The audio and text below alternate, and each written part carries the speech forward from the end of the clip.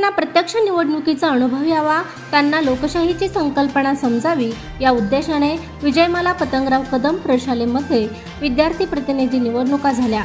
यामध्ये श्रावणी माने व आदित्य आरसिंगेरी यांची प्रत्यक्ष मतदानाद्वारे लोकशाही पद्धतीने विद्यार्थ्यांनी आपल्या मतातून निवड केली। आदित्य नागराज अरसिंगेरी याने सुभाण मुजावर, सोहम भोरकडे, तनय तारेकर यांचा पराभव केला। श्रावणी सागर माने हिने तन्वी भिंगारदेवे, सोनाक्षी महाडिक, खुशी महाडिक यांचा पराभव केला। प्रचार सभा, आचारसंहिता, उमेदवारांची कर्तव्य, मतदारांचे अधिकार, लोकशाहीची संकल्पना यांचा विद्यार्थ्यांना प्रत्यक्ष अनुभव या निवडणुकीतून आला। निवडणुकीची सर्व प्रक्रिया विद्यार्थ्यांनी पार पडली। त्यामध्ये निवडणूक अधिकारी म्हणून शाळेच्या विद्यार्थिनी निर्जला महाडिक, संस्कृती मेटकरी, सई चोथे, प्रतीक्षा करांडे, विशाखा कदम, विद्यार्थी ईशान लिपारे, मोक्ष सूर्यवंशी, आदित्य केंगार, समीर मुजावर, राजदीप खर्चे यांनी काम पाहिले।